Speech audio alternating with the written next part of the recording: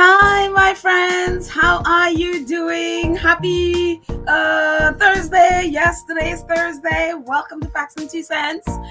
This is Petal. As you know, we are a channel that supports the Duke and Duchess of Sussex, Harry, Meghan, Big Boy Archie, Baby Lily, Mama Doria, Poola, Guy, the chickens, and new puppy, big dog, Mia. The whole Invictus community and all of us here at Sussex Squad. I am telling you, I am so excited. I am so petty today. I am fully embracing my pettiness. I hope all of us are embracing our pettiness as well, because, you know, we kind of need company in this way. But how are you all doing, my friends? I haven't spoken to you in a few days, or at least a couple of days. I was doing stuff yesterday, getting all that stuff that I didn't do on Tuesday. I was getting all that stuff done. And by the time I was done, it was just way too late last night. I was like, well, let's just do this tomorrow. But anyway, how are you guys doing? I hope you're happy, celebrating. I don't care what the weather is, wherever you are, wherever it is, it's sunny on our faves, and so I am so excited about that. And I just looked down and saw Lynn saying something about Church Nelly, and I'm thinking, yep, Church Nelly is in hog heaven, as they say down south. I think that's what they say anyway. She'll be in hog heaven today because her fave Nacho is going to be around. But we didn't talk about Nacho in a second. But let me just see who is in the chat. Hello, my friends. I see Ngozi is here, and Black Queen, and Fancy. Lydia, our awesome moderator. Hello, Lydia. Happy Thursday to you, too. Let's see. Oh, yes. Thank you, Lydia. Lydia is reminding everyone to please, click the like button, click the share, click the subscribe and join membership buttons, and do all of those things. Thank you so much, Lydia. And Red Sea Rosa is here. Lydia is also letting us know the campaign fundraiser. Thank you, Lydia. It's like a wealth of knowledge here from Lydia. Thank you. Karen M., our awesome other moderator, is here. Hello, Karen M. and Gwendolyn. And let's see who else. Elaine is here. Hello, everyone from the UK. Hello, my friend Elaine, hanging out with us from the UK. Elaine is probably like, okay, thank you, God. Petal is doing an early podcast. I try, Elaine. I try. Robert hanging out with us from Rome. Let's see. Robert says, hi, Petal and fellow squad. He's joining from Rome in 1730. Buckingham Palace has confirmed that Archie room in the south was smoke-filled, confirming the revelations in Meghan's podcast. Of course, I never doubted it. I never doubted that one bit, Robert. But I am happy you are joining us from Rome as usual. Martinelli's for me. Just reminder there. Let's see who else is in the chat. Annie is here. Hello, Annie's just saying hello to everybody. See Annie. Yep, that's Annie over there. And let's see who else is here. Elizabeth is here. Good morning, Elizabeth Schooner. Sconiers. I said that wrong. Let's see who else. Church Nelly, hello, Church. I can't believe you wrote petalettes. You are hilarious. But I know you're in hog heaven, Church Nelly. I just know it. I just know you are. And we are all in hog heaven with you. Let's see. Connie Baum is here. Hello, Connie. Connie's hanging out with us today. And let's see. Lynn is here. Hello, Lynn. Let's see. I am scrolling down to find y'all. Oh, Favi Barron. Okay. Hi, Fairy Baron. Did I ever notice you before? I am so sorry if I have, and I just don't remember. But hello.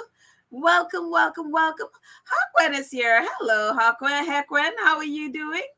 I am happy you are here. Let's see who else is here. Hope I didn't miss everyone. I'm trying to grab everyone. April May is here. Hello, April May. Even though we are in August, but April May is always welcome. April May is always welcome. um, Can anyone tell me how to leave stars in Megan's podcast? I saw Baron's instruction, but my Android and desktop still can't find it. I would have to, if anybody has the thing, I did it earlier today, but I'd have to go back and check how I did it. But I did it from the app, I think. And so I'm not sure I don't remember if I found it on my phone. I don't think so. I was on my pad, so I was able to find it. So we will see. If anyone has the directions of how to do it, please let Shelly know so that she can also give it a star. And Sherry Ware is here. Hello, Sherry Ware. And Mama Jane. Hello, Mama Jane. Black Queen is here. And all our other friends, 202 of our favorite people are hanging out with us. Oh, Tiger Cub. Hello, Tiger Cub. Where are you? You just Tiger Cub.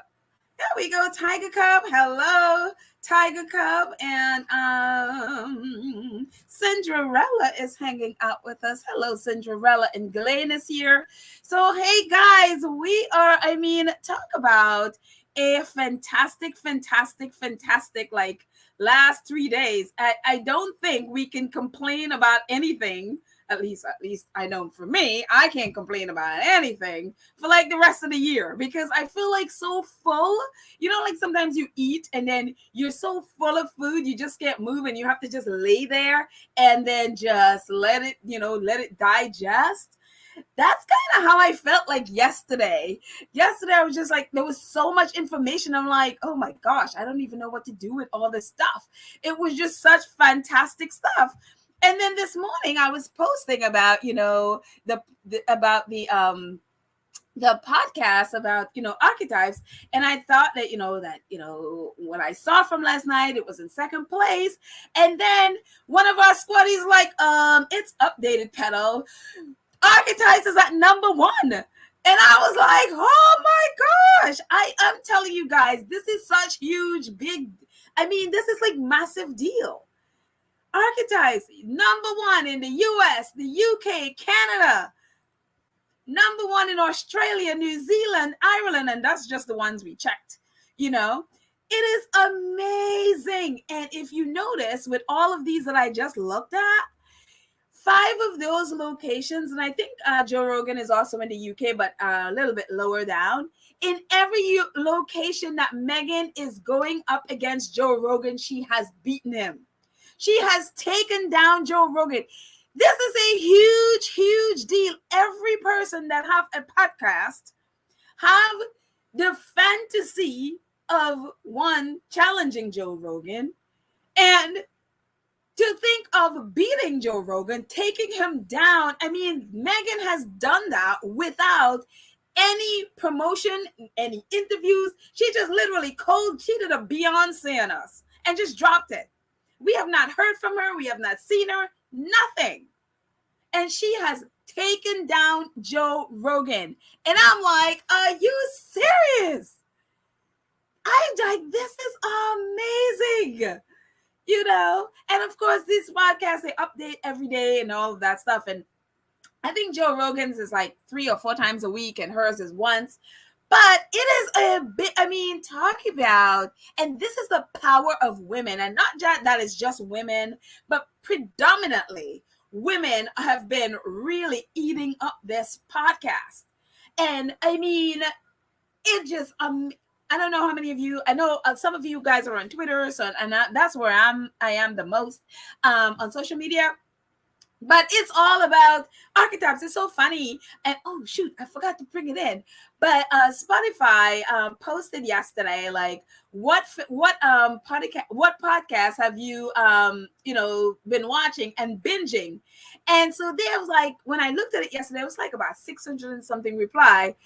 I swear to you, 95% of that was archetypes. It was amazing going through the feed. Yeah, of course, I posted. I'm like, I've been watching it all the time. I think I need a 12-step program to get me off of this. But it is just archetypes everywhere. And of course, we know the British media has been literally falling all over a cliff with this. I think by yesterday, I saw like a chart. Someone made up a chart with how many articles that they the Daily Mail and then the Express posted. I think Express was like, I don't know, 16. No, Daily Mail was 16, and then the Express, I don't remember how much, but it was more than the Daily Mail. And it was apparently, Daily Mail just sort of like took 8 of their staff to write about like a 50-minute episode of a podcast. And they had 16 articles written about this. And I'm like, are you serious? It is amazing. But I'm telling you, to take down Joe Rogan, that is such a huge deal. I mean, if we remember Joe Rogan, Spotify paid this guy what is it? They paid him $200 million allegedly. They haven't got the exact figures, but Forbes has reported that Spotify deal allegedly worth $200 million, doubling the initial report. Because I remember when I did this, I talked about in an earlier episode about Joe Rogan. It was what was reported was that it was $100 million, and now Forbes was reporting that actually the number was double that. So it's closer to $200 million that Spotify paid Joe Rogan for his podcast, and says Spotify paid Joe Rogan at least $200 million to host the Joe Rogan Experience exclusively on its platform, according to the New York Times, doubling the Wall Street Journal's initial report figure of $100 million. For the controversial comedian who has come under fire recently for his past use of racial slurs and his promotion of misinformation regarding COVID-19. And says the Joe Rogan Experience is Spotify's most listened to podcast, according to the Times, the Washington Post. The Washington Post estimates last month that his show averaged 11 million listeners per episode. Can you imagine? 11 million. And that's around where he is, between 10 and 11 million per episode. So Megan's podcast would have had to have over 11 million to beat Joe Rogan. And I'm telling you, this is like, and it's so funny. Like, I had to be petty today. Like, I tagged the majority of royal reporters. I have them blocked, so I never even pay attention to them. But today I unblocked all of them and literally tagged them on all of it. Especially one from the US, and then all the nasty ones from the UK. I literally tagged them, and I tagged them, the number one in the US and the number one in the UK, and tag them and thank them for, I was like, you clowns, thank you for the free advertising, and what is great is that to realize, like, they don't speak for the people of the UK and the right-wing ones in the US. They don't speak for people of the US. And so it is just, again, it's also number one in Australia and in Ireland. And it's just, in Canada, and it is just, I'm telling you, I am just so happy, and just I like and that is the power of the support of women, Black women, the support of the squad. I know those in the UK I could imagine dishes breaking somewhere in Buckingham Palace. Somebody's crown may be flung across the room. Somebody in their fourth home in in Adelaide Cottage Mansions. I'm sure the incandescent one is like throwing things or people around the room. And I love that for them. I absolutely love that for them. Let them seethe in their rage, in whatever they're in. I absolutely love that for them. Because, and again, they have tried so hard to silence Meghan. They have tried every single thing. They have thrown the kitchen sink. They have thrown the house. They have thrown their long dead grandma and everything else at Meghan. And look at, She is queen of the podcast world. And it is, I'm telling you, Kama, the Lord, everyone has been in there with this. And I'm so happy, so excited. And again, the power of women. And it just speaks to how much for me, how much her voice is needed. These topics are needed, especially in this time, especially, with rolling back Roe versus Wade, voter suppression, all this stuff that's going on where they are trying to silence women's voices and all of that stuff. And this is so needed. And that's why we're eating this up as much as we are. And, I am looking forward to the other episodes. We know episode 2 is going to be Mariah Carey. I'm telling you, if there's over 11 million now, Mariah Carey has over 11 million followers. I think it's either on her Twitter or Instagram. She's over. So her little lambs are going to be watching and listening. So if you add the squad and all of the people listening to this, and you had her Mariah Carey's little lambs, she called them her little lambs. They come on. I'm telling you, this is going to be massive. This is amazing. So and I'm telling you, I am going to be the pettiest person. Nobody better tell me anything, because I'm going to be as petty as I want to be. I feel like we deserve it. We deserve to be throwing it in their faces. We deserve, not being rude or anything like that, but just putting it out there and said, yes, I know this is what you did, and look at how God works. Look at, in spite of your nastiness, in spite of all your hate and your whatever it is you've thrown at Megan, look at now. And I always remember that squaddy who posted about that video with Megan, and I think it was Maya Angelou's poem, her rising, still I rise. And I can't I love that. And I have to go back and find it, but it's amazing. I am just like, I don't think I could be happier for, it's like you always are happy for yourself when stuff happens, but I don't think I could be happier for her than I am. You know what I mean? I feel like it's the kind of happiness I have if that was me. I can only imagine her team. They're probably jumping up and screaming. And I could, remember how especially like the British press, like, where's that, Spotify podcast? And they were like, going after Spotify and just like being pests, where is the Spotify podcast? You guys should cancel your deal with the Sussexes and all of that. They have been the ones jonesing for this even more than we were. And now they got it. And it has upended all their, because they were saying that people in the UK are not going to watch. They're not going to listen to it. That was the thing, that nobody cared and nobody's going to listen. And then, and I'm so happy to see the people of the UK have really basically loudly said, you do not speak for us. And I could not be happier to see it. These clowns with press passes, they do not speak for the people of the UK. And it's just a beautiful, beautiful, beautiful thing to see.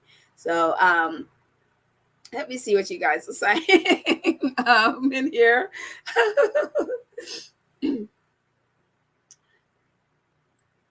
Okay, so Church Nelly, just in case you don't see this, the Chodis Cisse says, go to her post, and so I just wanted to make sure that it's there.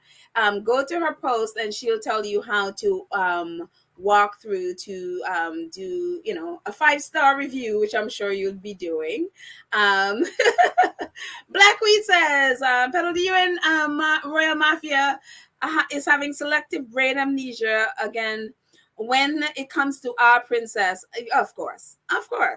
They know that this happened. They just didn't do anything. And now Megan talked about it. And so now it's like, we don't recall. It was a little bit of smoke. Like, a little bit of smoke is any better. Like, hello, if you heard of smoke inhalation killing people, was a 4-month-old baby. What do you think smoke would have done to a baby? Even whether it's a fire or smoke, it's not any better. It is no better. So yeah, it's just these people unreal.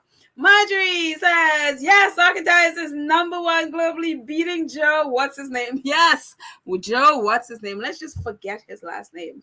But no, Joe Rogan. It is a beautiful, beautiful, beautiful thing to see.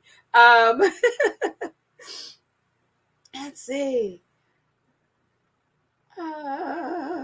Tiger Cop says, I am so happy that Archetypes is #1. Megan's classy self, kicking butt and taking names. I'm telling you, it's so funny because her voice is so calm and podcasting.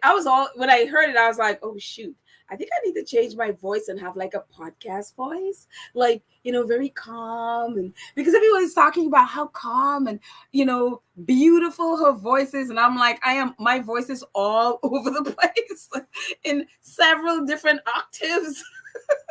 And I was like, oh shoot, I guess I need to get a podcast voice or develop a podcast voice in some way. I don't know. I was like, I don't even know how to speak that way. I was like, well, I guess this is what you got, But maybe one day I will develop a podcast voice like Megan. And so, everyone seemed to like it. And I love it. It's so calming and so soothing. And it's, the whole thing was just so funny and real and raw and everything. And it's just like, So if I come one day with a podcast voice, don't be surprised. I've been practicing. Kids Endure said, hi, Kids Endure. Hello. Says, does the Unroyal learn anything in school? If you have nothing nice to say nothing at all. No, they don't. That's just something, they don't have it. Yeah, they don't learn. It's just what it is. Gwen says, Megan is the GOAT. And it's so funny. She, funny that she was speaking with the GOAT as well. The GOAT as in Serena Williams.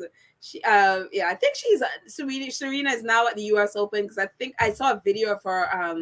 I think she was about to practice or she was leaving practice or something like that. So yeah, it is just, yeah.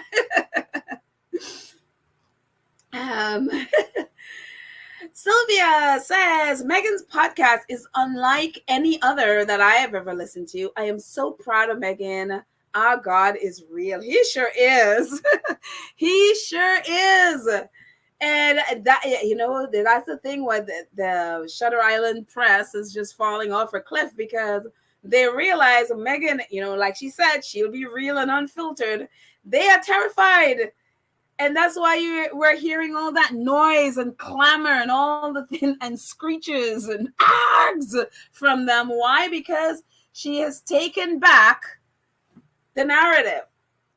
They no longer control the narrative. They are in the same boat as everyone else. They don't have any exclusive on the Sussexes. They have to wait and find out like everyone else. And so they don't control anything. And so all the screaming is because of that. And they are just the whiniest group of people I ever.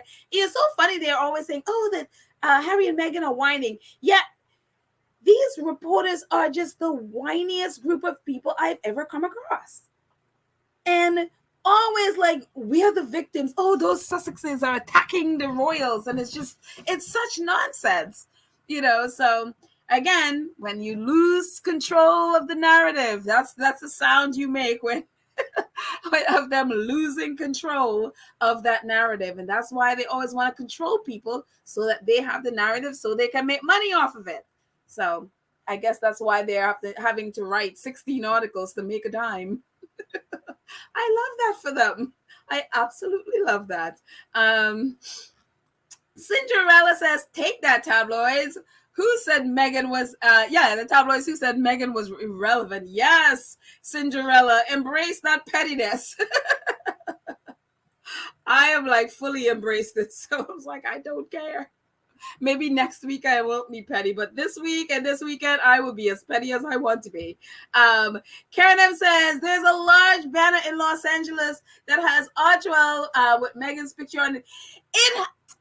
Oh, I am so upset with this program right now, with this platform right now. I had the picture in here and it wouldn't allow me because the it only allows me to upload 50 megs, and it was like 57 with it, and so I had to delete the picture, and I was not happy.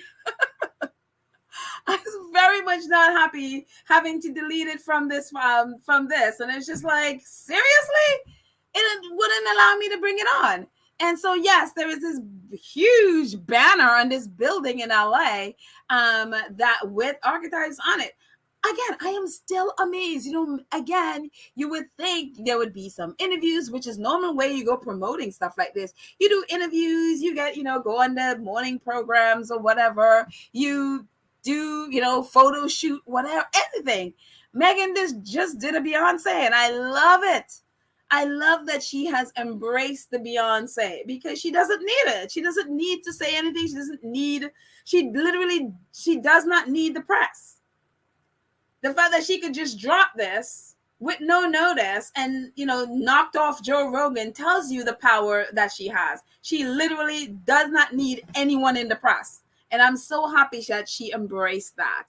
So, yes.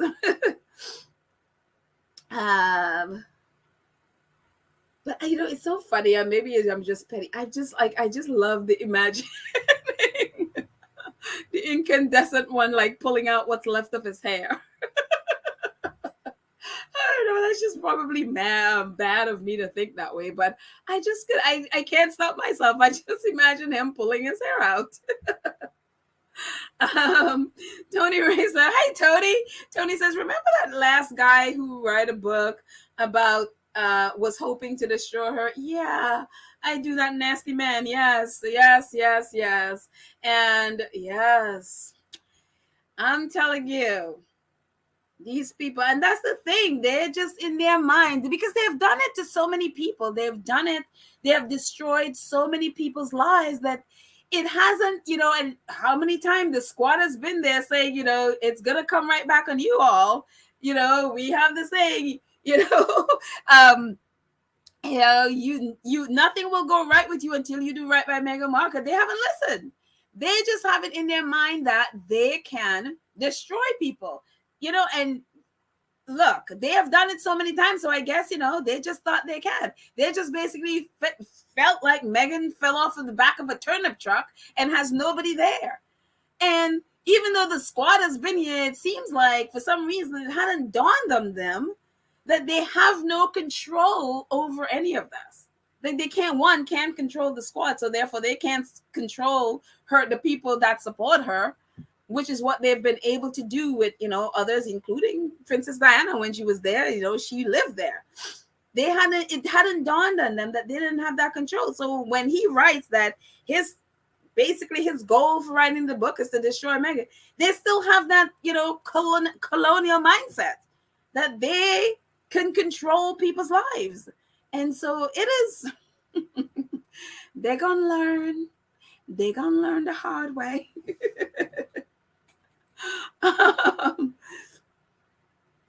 Let's see. Lorna Williams, she's talking to Church Nelly. Joe Rogan is a fool who was spout alternative medicine supplements for COVID. He didn't believe in COVID shots. Well, it's funny with again, I think we've talked about this on this podcast, but Joe Rogan starting out believing in vaccines, and then Joe Rogan realized that you can make money spouting alternative facts, as they say, basically lies about COVID, and went that way. Because there is a podcast on Joe Rogan having, I think it was a doctor or something that he was having on, and the doctor was thanking him because Joe Rogan, they were talking about vaccines, and Joe Rogan was like, people need to be vaccinated and stuff, not necessarily for COVID, but he did not have an aversion to vaccines. In fact, he was promoting it, and that was why the guy was on there. And then all of a sudden, there was this, Trump and his madness, and there was a lot of money in spouting that stuff, and there you go. Joe Rogan went where the money was, and the rest, I say, is history. But hopefully more and more people are turning away from that. And hopefully with Meghan topping him and who knows? Maybe he will, go down in popularity. I don't know what's gonna happen. And I look forward to the next episode. It should be fire with Mariah. It'll be fire with Mariah. Oh, I think I just rhymed there. But we'll see. But yeah, look, a lot of people there realize that there's a lot of money to be made in lying and selling lies to people, so they go there. So yeah. Marjorie says they understand that the royal said the smoking. Understand that the royal said that there was smoke in Archie's room, not fire. They're also stupid, as where there's smoke, there must be fire. And if there isn't, again, as we just said, smoke inhalation kills people. It's like, why do you think having smoke there is better? It's like, it doesn't even make any sense. But anyway, let's see. Anyway, let's move on and we'll come back to the chat for a second. More stuff is happening, but I'm like, can I just keep looking at those charts over and over, which I think I've done like a million times for the day, just looking at her being number one. Also with this, it is actually I guess the most shared podcast. And it's like, yep, we've been sharing it. I mean, I know personally, I think I share that thing so many times. Every positive review, every person that I've seen, talking about the podcast, and especially in the positive, I gotta share for me. Gotta retweet for me. So it just, the most shared, of course. So it's just, I love it. I absolutely love this. Anyways, moving on to, and I was like, yep, Church Nelly.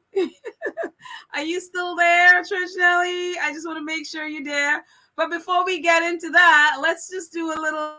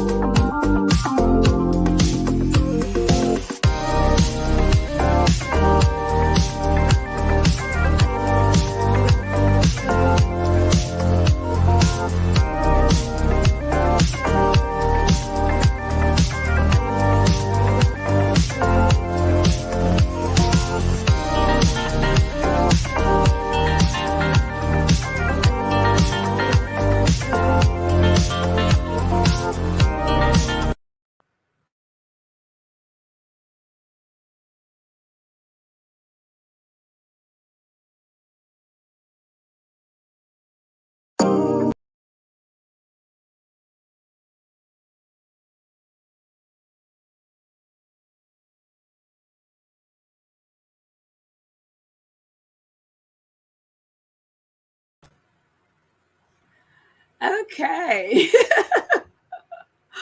I just had to do that. I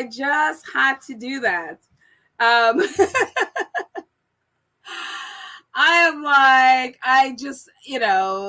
we just saw Harry in Africa, and now I don't know when he got back to California. Did he just come from Africa straight to Colorado? Did he get to California and then go to? I mean, who knows? But I am just so excited about this. Today we're getting to see, and I look forward to the photos later today of Harry and Nacho in Colorado. And we know Nacho has been playing there for actually ever since he left California. They went to Colorado, and so they're still there. And so Harry's going to be playing there, and we know that they're going to be playing there for Sentibale. So I am just so excited. I know everyone is excited about this. Sentebale is excited about it. So no, last year when they did it, they I think they got like what $3.5 million they were able to raise. And so it is just, I mean, it is absolutely fantastic what they have been able to do for Sentebale. And you know, for us, it's just like Harry and Nacho together again. I mean, that's about as deep. But you know, now we've been doing the fundraiser for Sentebale, so we are all up in the mix of this. So I am so proud of the squad that we're doing this, because you know, talk about perfect timing for this fundraiser. So Sentebale actually tweeted about it, and let's see, that's what Sentebale says. Yep, Sentebale says Prince Harry, the Duke of Sussex, to play the 2022 Sentebale ISBS Honda Polo Cup today at Aspen Valley Polo Club to raise funds and awareness for of our work with vulnerable children in South Africa. Follow the news. Follow the day's news on Instagram at Sentebale. So they're going to be updating us. And Scobie also tweeted about it. Prince Harry, joined by Nacho Figueres, will today play at Sentebale SBS Honda at the Polo in Aspen to raise awareness and funds for the charities work with children and youth in South Africa whose lives have been affected by poverty, inequality, HIV, AIDS, and COVID. And this is a message from Prince Harry. I guess Sentebale may have sent out like a press release, whatever. And this was from Prince Harry. He says, "We are delighted to return once again to the stunning grounds of Aspen Valley Polo Club for the annual Sentebale ISBS Honda Polo Cup. 16 years ago, Prince Cecil and I founded Sentebale in honor of our mother's work in HIV, and named after my mom's favorite flower, the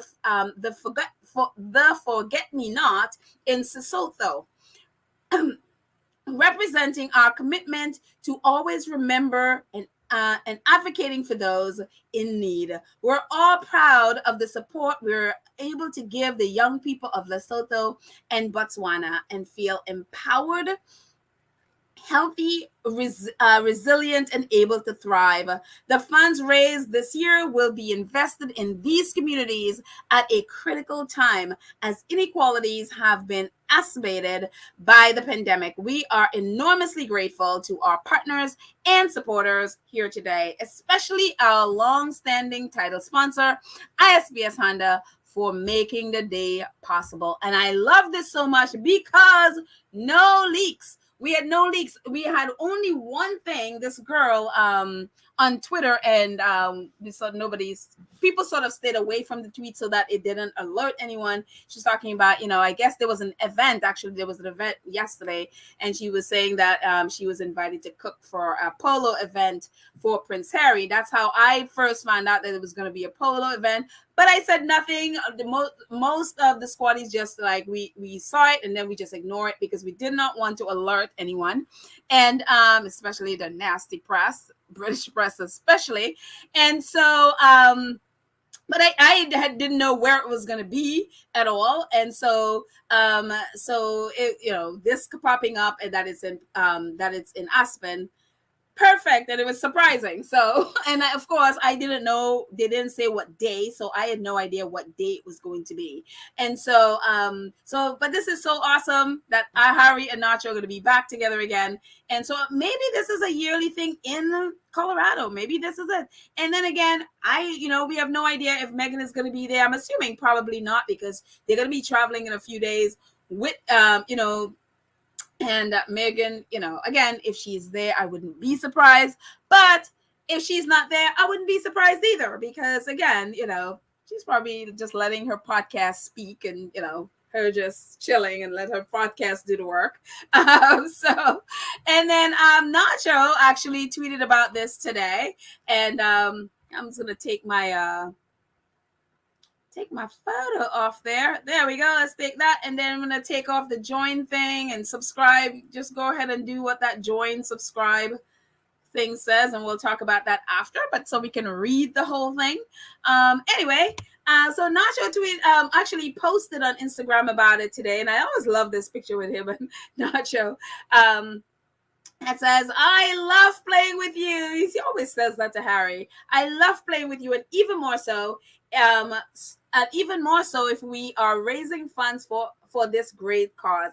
Thank you to everyone supporting this event today at Aspen Valley Polo Club. The Sentebale ISPS Honda Polo Cup is held every year and serves as the single largest fundraising moment for the charity to advance its mission on behalf of young people across Lesotho and Botswana. Sentebale ISPS Polo for Good. The day's highlights would be brought to you by Delphina Blacker and Sentebale. And then Sentebale expanded on their Twitter post. It says, Prince Harry, Duke of Sussex will play the 2022 ISPS Polo Honda today at an Aspen Valley Polo Club to raise funds to support the vital work with children and young people in Southern Africa whose lives have been affected by extreme poverty, inequality, HIV/AIDS, and recently COVID-19. The Duke will play on the Sentebale team, joined by our ambassador, as we know, Nacho is an ambassador for Sentebale, and Argentine polo player Nacho Figueres. The team will battle it out against the Royal Salute and the U.S. Polo Association team in a round-robin tournament. The Sentebale ISPS Honda Cup is held yearly and serves as the year's single largest moment for the charity to advance its mission on behalf of the people across Lesotho and Botswana, as Nacho just said. And they and Delphina will be sharing. So if you're on Instagram, check out Delphina's Instagram posts for updates, and also Sentebale. They will be that's where we'll find all of our information about the polo match. And of course, we are doing our fundraiser for Sentebale, which is so perfect and such wonderful timing. So far, we have raised $33,601. Amazing. Again, you look down at the bottom, the goal was 10,000. We are at 33,000. So it'll be wonderful. Again, this is going until September 15th for on Harry's birthday, and that's when this ends. So it'll be wonderful to see where we are then. So thank you everyone who have already donated, and so it's so great to see like we're doing this and they're doing polo, and so this squad is all part of raising funds with our faves. I'm telling you, this is just so beautiful and wonderful, and I'm just so happy about it. So yes, so for me, it's just wonderful that I feel like we're, the squad we are working with them. I mean, not technically, we're not like literally working with them, but it feels like we're working with them because we're working towards the same cause. And I love that. I absolutely love that. And so it's just, there's so much wonderful things that has been going on with our faves this past week. It's like we had like this drought where we were like, okay, let's go, across the pond. And now I'm like, I don't have time to go across the pond. We just have too many things happening here. Miss Kathy feels the same way that I just said. She's like, K&W must be exhausted just reading about all the activities H&M are doing. Exactly. And throwing a few things around. If, if the incandescent one is there. It is amazing. So the link for this is in the show. It will be in the show. It's in every episode so far. I have not yet filled out the show notes for this episode. So at the end of this, I'm going to fill out all that information, and in there you will also find the link to the fundraiser. Lydia also, of course, here was Lydia putting the link out there. It's in the chat. So if you want to take a copy of it from the chat, please go ahead and do that, or click on it and it should take you to where you can donate if you so choose to do that. So awesome. It's just so, I don't know. I just feel like we're in sync with our faves. I don't know, maybe that's just me, but I just feel like we're in sync, I could be totally wrong about this. But yeah. And then if that's not enough, we found out yesterday, I was like, whoa, really? They did? It is such a beautiful, and I'm not even a dog person, so it's just like one of those things. I was like, oh, that's interesting. Noah Goldberg, who's a reporter from the Los Angeles Times, reported that Harry and Meghan have adopted a new puppy, a beagle. And so Noah said it's a story of the prince and the pupper. I'm like, oh, really, Noah, really? But it's kind of cute. Rescued from a horrific breeding plant in Virginia, Mama Mia, the beagle, just wanted love and a home. Her new owners, the Duke and Duchess of Sussex. You can refer to her as the Dog Duchess of Montecito. I know he's really trying to be funny. But I mean, I'm so giddy, I will laugh at anything right now. So anyway, so the I guess the owner, Shannon Keith, who's a an attorney who runs the Beagle Freedoms. And so she said that the Duchess called me personally, said Shannon Keith, the animal rights attorney who runs the Beagle Freedom Project, out of a low slung valley house where she used to live. But Keith said at first she didn't realize who the VIP donor interested in the Beagle adoption was. She called my cell with no caller ID and said, "Hey Shannon, it's Meghan," said Keith, whose non-for-profit organization rescues beagles and other dogs, as well as cats, pigs, horses, rabbits, goats, and sheep. Her house must be amazing. It's the whole menagerie of animals. Most of which have been used in laboratory testing. So that's where these dogs are from, laboratory testing, and she rescues them from there. We talked for 30 minutes, and I thought, is this Megan Fox? But it was Meghan, the Duchess of Sussex, and her husband, Prince Harry, who made an after-hours visit to the unassuming San Fernando Valley house on Hartsook Street this month. The royal couple spokeswoman confirmed the visit to the Times. Neither comments on the adoption. It was a no photo affair. So with two security guards joining Harry and Meghan in their quest for a furry family member. I mean, it's so cute. I mean, look at this dog. And look at her face with all these puppies, and it's like, help me, It's like it's like all the puppies are like sucking her life out of her face. This is a little bit about the headline for the Times. And so the Beagle Freedom Project, which is where they got the dog, they tweeted out, breaking!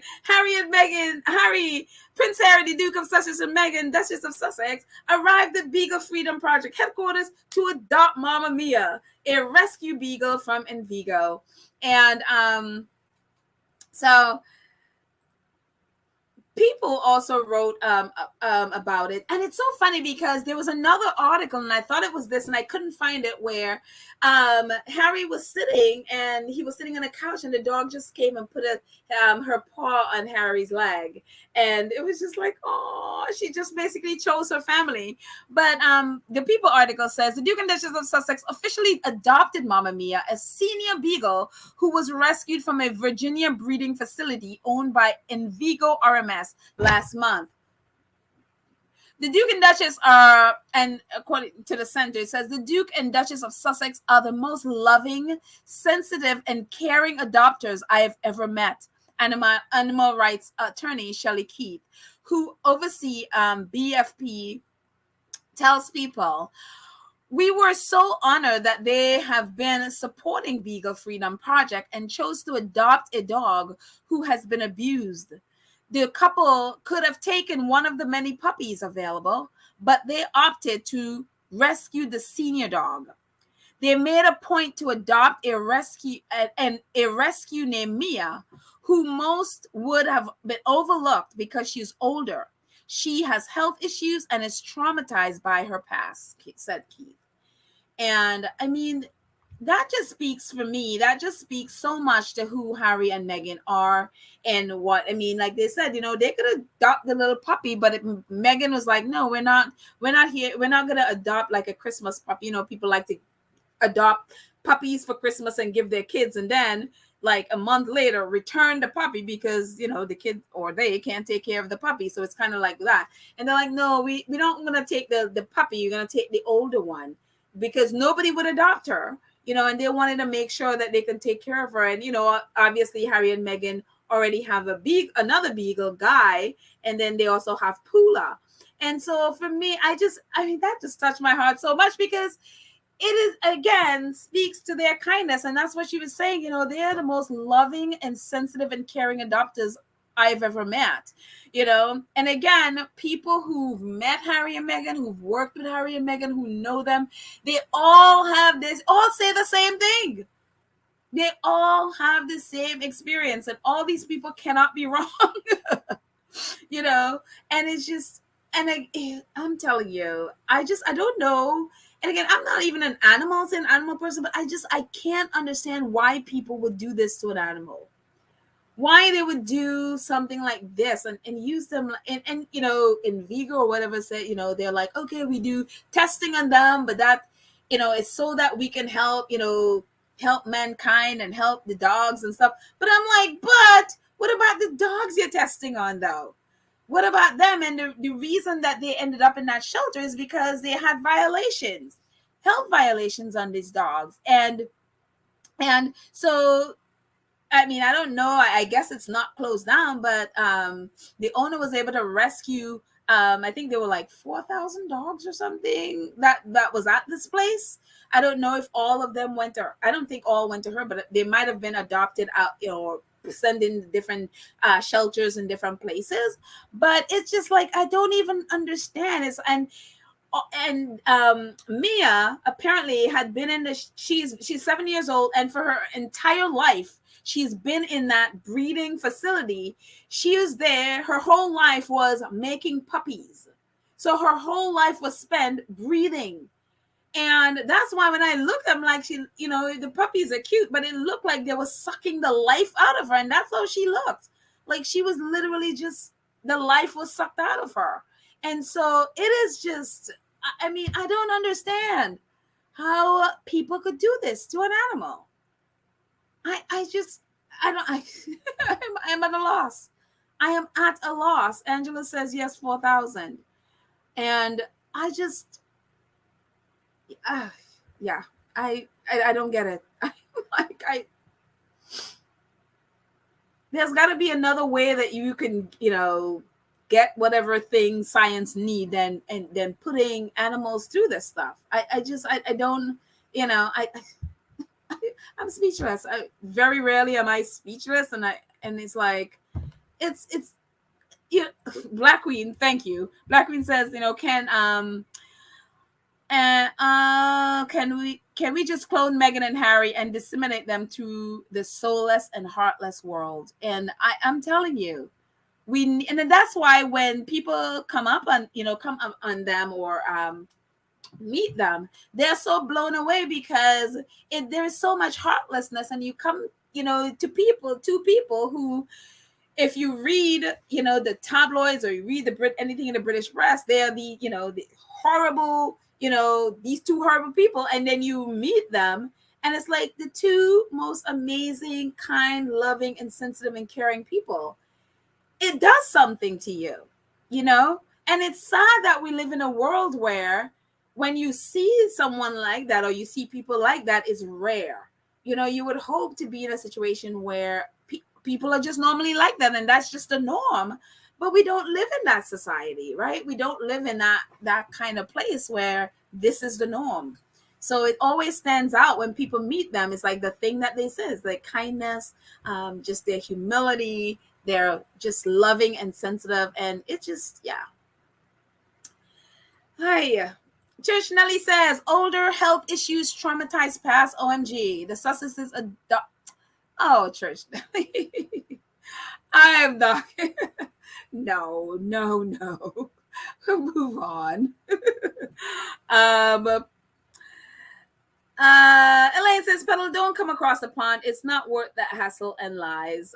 Yeah, I am not. Yeah, no, we're not doing across the pond today at all. We're not doing across the pond today. We're gonna stay with this. I mean, there's so much stuff. Like, I literally, when I started putting this together, I had to actually stuff about the other brother and all of that. And I was like, this is just too much stuff. We'll do that in another episode. We'll just stay on this, on this for now. Um, Sherry West says, she's talking to Sharon Lawrence. Where did you see the information about Serena donating $1 for every listen to Archetype podcast? I don't know anything about that.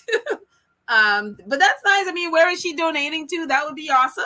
That would be great if she has a bunch of charities that she's doing. So I haven't heard that. So yeah, it's going to be a lot because, again, she's just topped Joe Rogan, and Joe Rogan usually has between 10 and 11 million people per episode. So whatever charity, if that's true, whatever charity she's doing, she, is going to get a lot of money. Lana says, at Sharon, Serena is going to donate $1 to, she's doing to Senti Valley for every view of Megan's podcast. Is that correct? Oh, she's also asking the question. Don't know. I haven't heard of it. So if anybody knows, if they can verify that, that would be amazing. Yeah.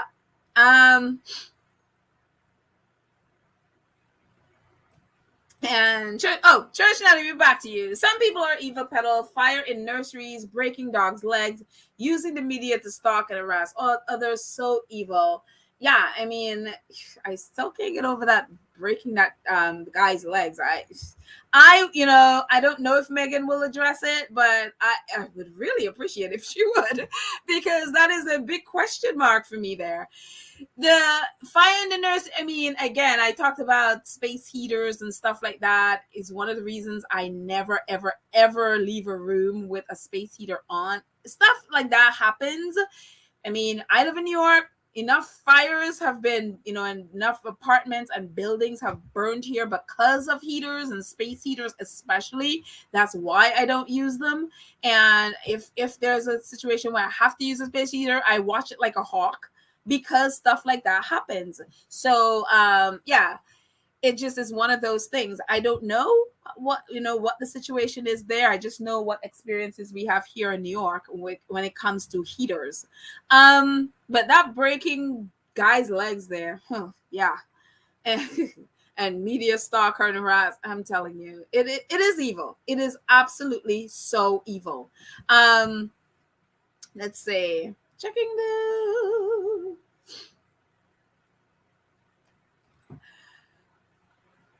Mashara says, people do these things to animals because they don't see them as living beings. They only see them as a means to make money, then discarded when used up. That's why they are treated inhumanely. And this is 100% correct. This is 100% correct. And it's so funny. I love watching like little animal videos, especially like, chimps and their kids and they're young and all of those things. And it is, I think if people just pay attention to how animals are and how they treat each other and how, there's so many human qualities that they have that it's like, it's like, it's not just something that's just moving around. They are incredibly intelligent. They have feelings. They have, emotions that, it's like you watch an elephant mourn and it's like you watch an elephant mother mourn for the child, even watching a whale mourn for their young I mean, there is so much if you pay attention. So it's like it has to be people that don't pay attention or literally who just don't care. And I don't understand. I don't even understand hitting a dog. Like some people would hit it. No, I can't. For me, that's like hitting a baby. I was like, that's not something I would do. You know what I mean? I don't understand it.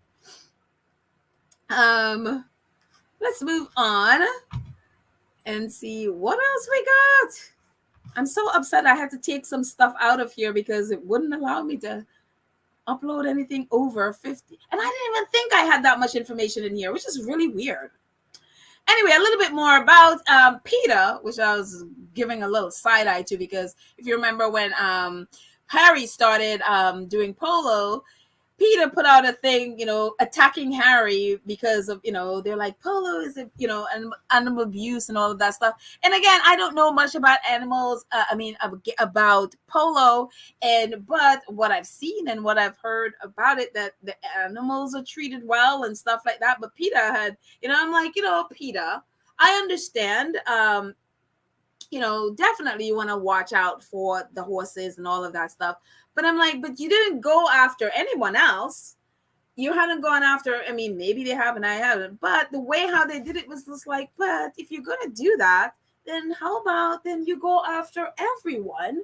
If you're going to attack, about polo, polo is here, and there are tons of clubs, there are tons of people play polo in this country. Why are you going after one person? And for me, it just seemed like I just want attention. And again, if you think there's a situation where an animal is being mistreated, absolutely report it, absolutely speak up about it. But in that situation, it just seemed like they wanted attention, and they were using Harry to get it. And so I was just a little bit irritated at that. Again, you see, if there was a situation of an animal abuse, then yeah, absolutely.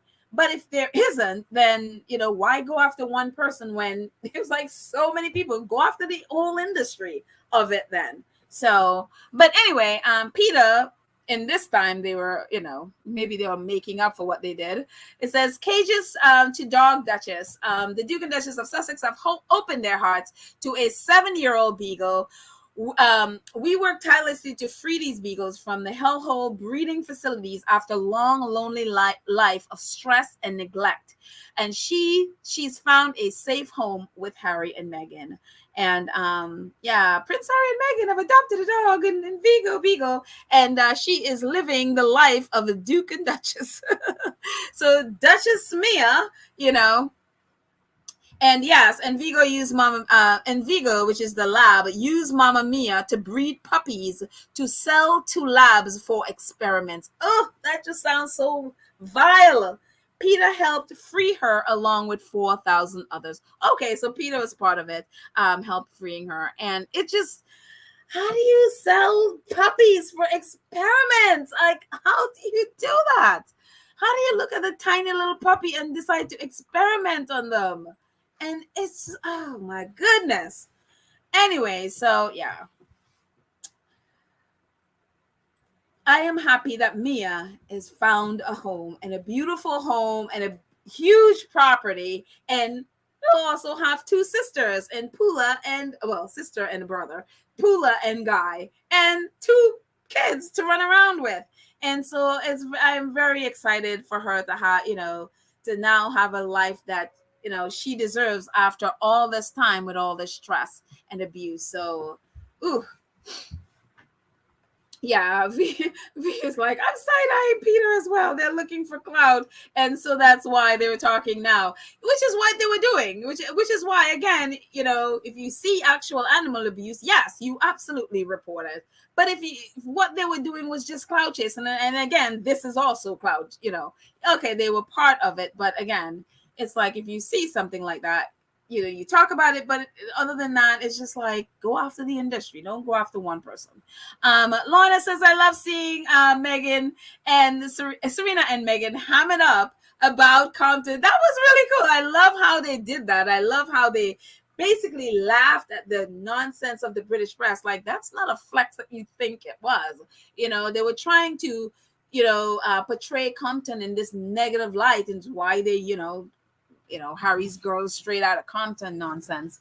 But they were trying to portray it in a negative light. And it's like, well, what's wrong with Compton? Serena and Venus are from Compton. We have a Compton Cali gal here. There's nothing wrong with Compton. So, but I love how they laughed about it and really put it in that light. And it was just like, that's stupid. And I'm glad they did it that way. But Serena talked about, one of the things that she felt guilty about, and as a mother, that there's this kind of like a double standard of what they think of a mother being a parent, and so with that comes a lot of guilt. And so she had shared about Olivia falling out of her high chair and breaking her wrist, and having a break in her wrist. And so uh, Alexis, Serena's husband, followed up, and he shared a little bit about it. He says, "I'll never forget Olympia breaking her little arm during RG, which is Roland Garros, the tennis tournament, French Open. Yes, I had it handled."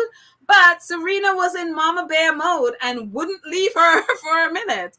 Played one next day with little to no sleep and a mountain of anxiety. And I'm telling you, that is why Serena Williams is the GOAT.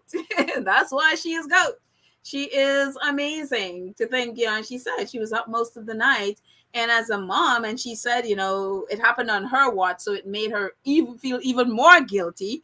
And, plus she said, she's a bit of a perfectionist. So you want to think of yourself as the perfect mom. And then when something like that happens, all of that, I'm sure, just kind of goes out. You probably go through the feelings of, oh my gosh, I'm a bad parent, and all of those things. And so Alexis is like, I was there, I had it under control, but she was mama bear at the moment. So but kudos to her. She got through it, went out, played, and won. So yeah, it's a testament to her. And again, the woman is GOAT. She is GOAT for a reason. So yeah.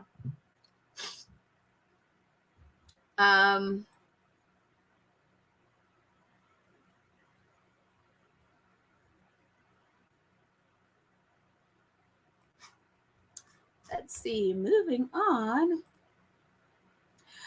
Oh, one of the things, and I wish I probably bring it in the next episode, because I had to take stuff out of this one. One of the things that I love, and I always love looking at, is how people respond to things.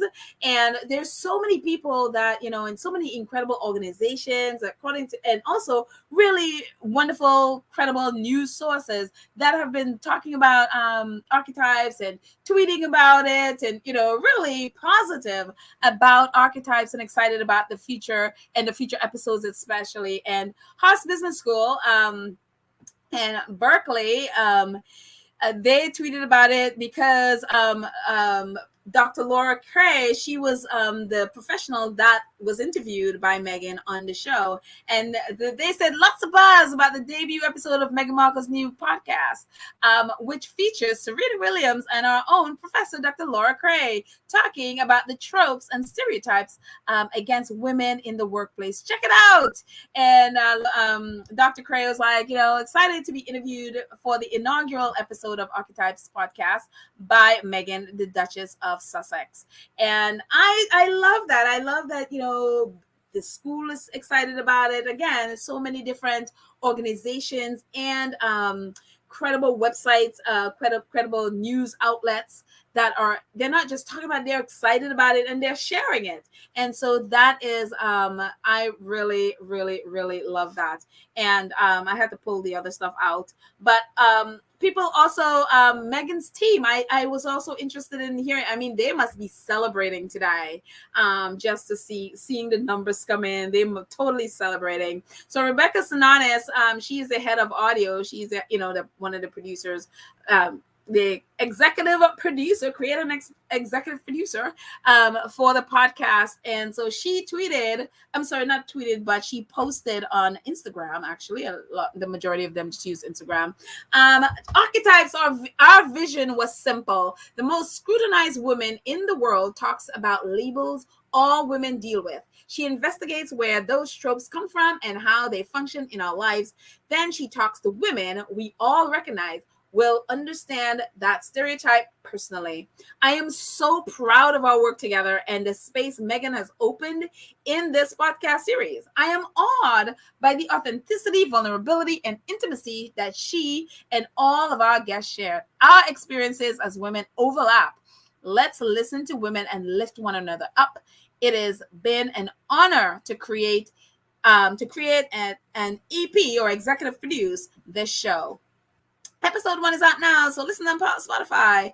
And I love that, and I think it's so important because the level that these women work at, and Megan's team, the level this is like the highest level of these profession. And you think about this level, and look at their reaction to Megan, and you think about what happened in Shutter Island, and it's unreal. And that's a lot of them talk about, it's like what an honor it is to work on this and to see. And one of the things that people were talking about is there are a lot of when you listen to the end of the podcast, there are a lot of people credited as being, producers and all of those things. And literally anybody who worked on this podcast got credits.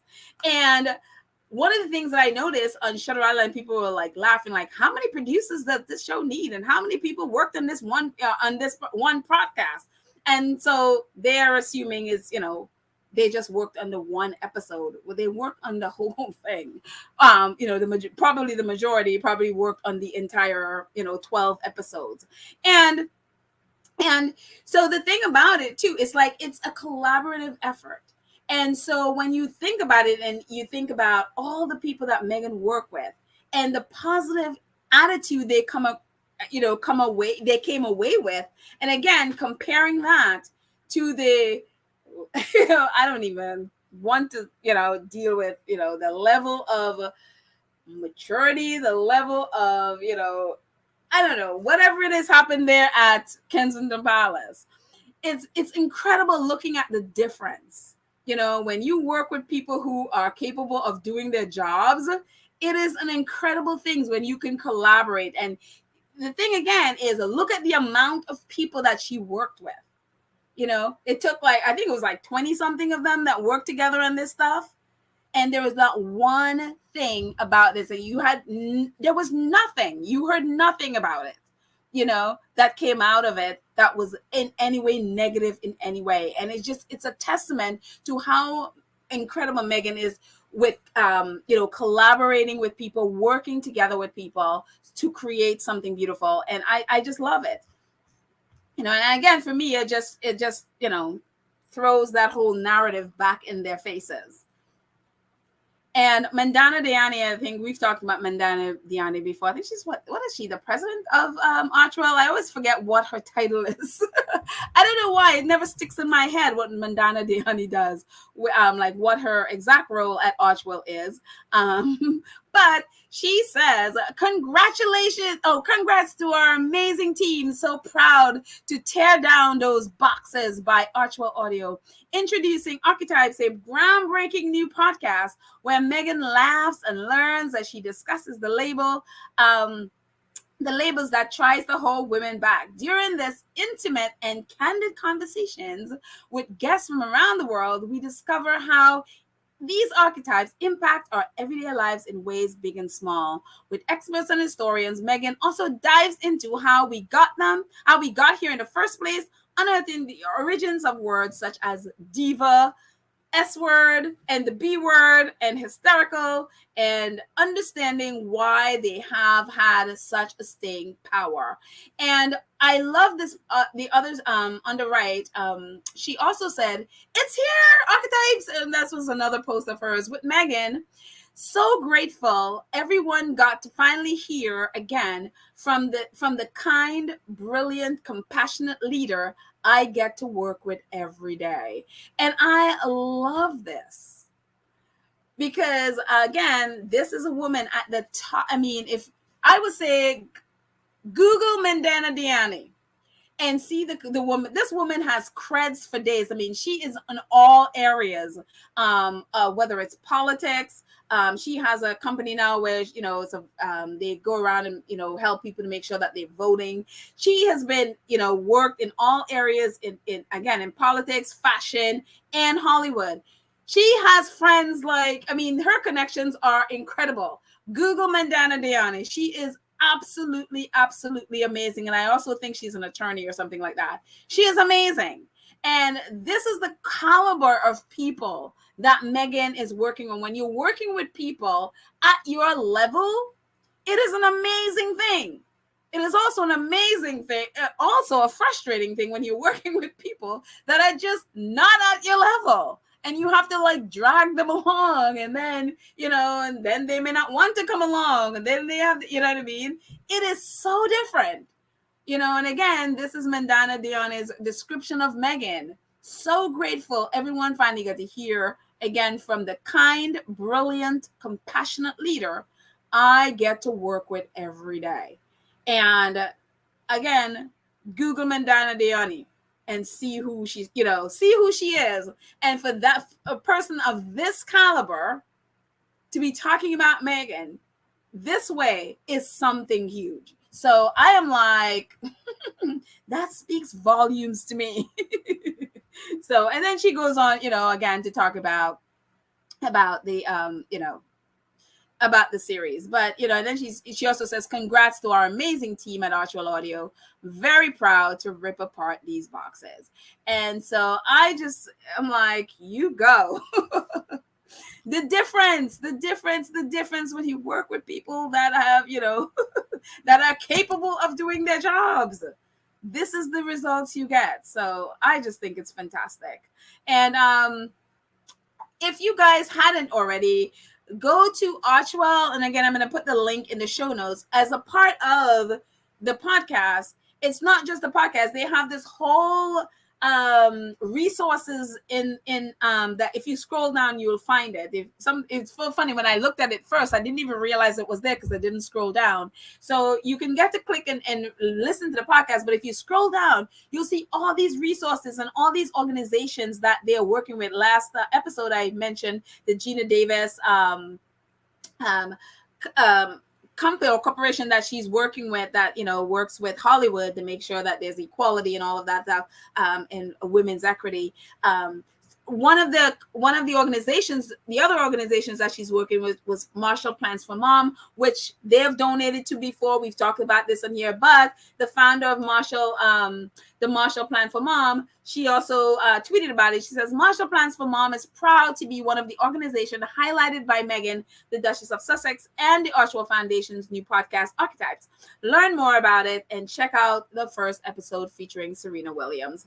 And on the right is what is Meghan. On the website, you'll find all these organizations that Meghan highlighted as part of Archetypes. So there are all these different, I think there's like, 6 or 7 of them on the site. So again, the link is going to be in the show notes. So definitely go and check it out. So yeah, it is, I love it. I love all the work that they put into it. That is not just, just listen to it. But you can also learn about these organizations if you want to participate, want to help fund them, or if you want to maybe, volunteer or whatever else. The resources are there that we can look at them. And also a part of that, you can also share your story. So there's a part right under the podcast where you can share your story, where you were archetype, where you were, people stereotyped you in some way. And it's so funny because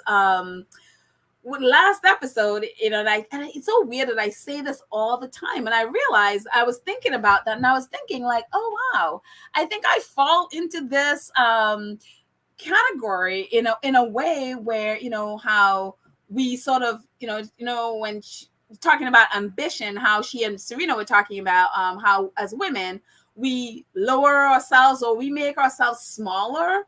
And it's so funny because it dawned on me that I do the same thing.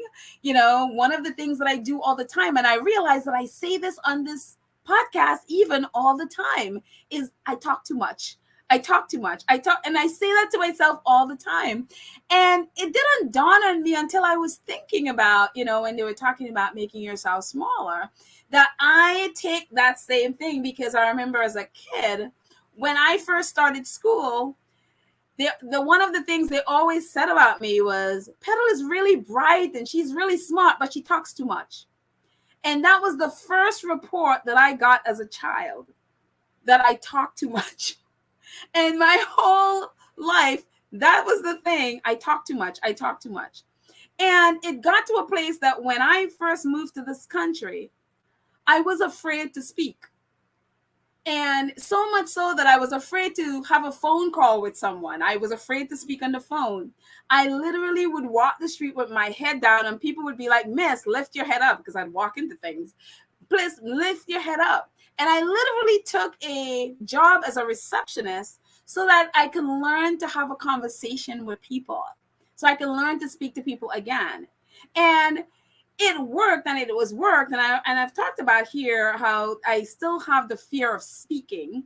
I still have the fear whenever, even when I start this podcast, every single time I still have this fear of speaking. But what I didn't realize that I was doing was I was taking and I was doing the same thing that was said to me way back then, that I talk too much. And I say the same thing to myself. And maybe I do, but for me, is that negative, like literally, I'm taking it and shutting my own self down. And it was really wild that I was like, oh my gosh, I literally have taken on that exact same thing. And it's just like, okay, I'm not gonna say that anymore. And even if I do, I don't care. I'm like, it's my podcast. I can talk for 50 hours if I want to. But I'm not going to say that anymore. I'm not going to say it anymore about myself, because I use it to shut my own self down. And so it's like, so it was for me very enlightening to see like how we can take on those things and make ourselves smaller, so that way I could fit in, or maybe I could be like, oh, whatever. But that for me was, it was very enlightening to see like, oh wow, yeah, I do that. And I'm gonna change that. So sorry if I talk too much. I'm just gonna, it's gonna be what it's gonna be. So that's my little what I got out of the episode. So there. I've shared. But anyways, let's move on, and we're gonna be done with this. Yeah, it's funny. Omid wrote an article yesterday, and I love Omid. I love how Omid, with the shadiness and just speaking the truth, speaking facts. It's like Meghan's podcast prove she's got her voice back, and Buckingham Palace is worried, and they should be. They should be very worried. Again, if they, if they are treated Harry and Meghan right, they, or at least, they wouldn't have nothing to worry about. So he's talking about, them moving and settling. And he says, since they've moved away and, have a new life now, he says, since then, after settling into a new life in California, the public time with Meghan has been surprisingly minimal, which is true. We never see Meghan. We hardly ever see her.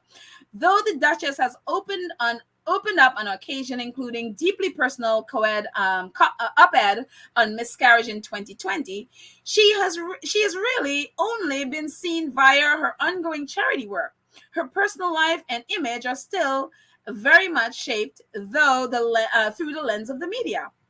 And he goes on to say, just last month, a tawdry book on the Duchess by a male journalist, that nasty man, featured close to 36 uses of the word ambition, although exclusively negatively.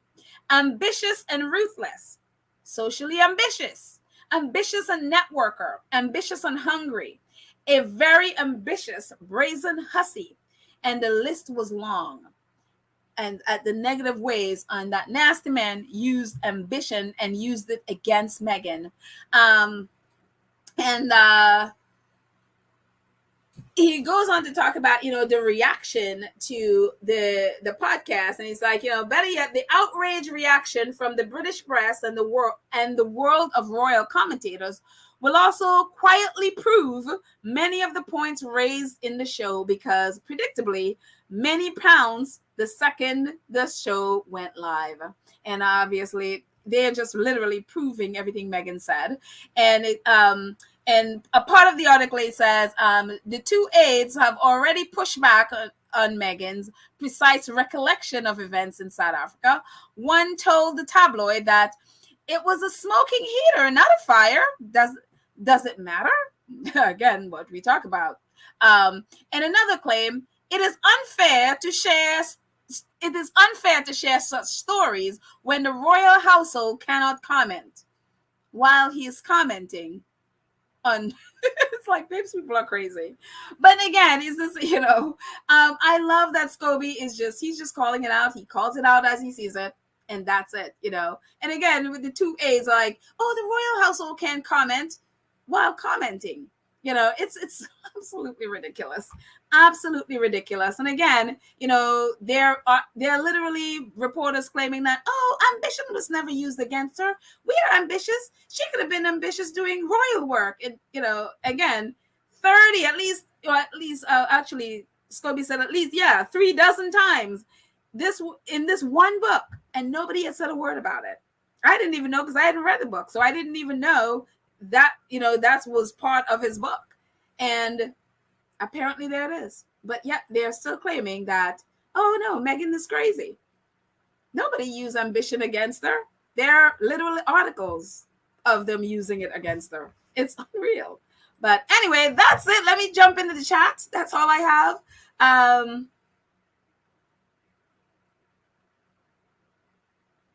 Let's see. Ray Raquel, our awesome Two Cents Crew member, says that's the beauty of archetypes, that they normalize empowering individuals. The topic you just shared, Petal. In fact, just stated on Twitter how that was healing a wound that they didn't realize was there. Absolutely. And that's why, I love the fact that they're doing that. It's like they're normalizing it and empowering individuals. And, they're giving people an opportunity to be able to share openly about things that I didn't realize it was there. So there you go. Thank you, Ray Raquel. Thank you. Lucy Wynn says, oh, she's talking to Vetty. They also forget Americans fight back and don't bow down. Yeah, they'll learn that lesson. They are learning that lesson very hard, and like a very hard lesson in that one. They thought Meghan would bow down. It's like, no, we don't do that. We'll probably sue you. Bow down? No. Let's see. A couple more before we go. Baron, I think Baron is coming up at 1. Is Baron 1 or 1:30 today? I didn't check. Lottie G says, Petal, you don't talk too much. If people don't like it, I think they shouldn't listen. They should just move on. And the funny thing about this, Lottie, nobody has actually said this to me. I say it to myself.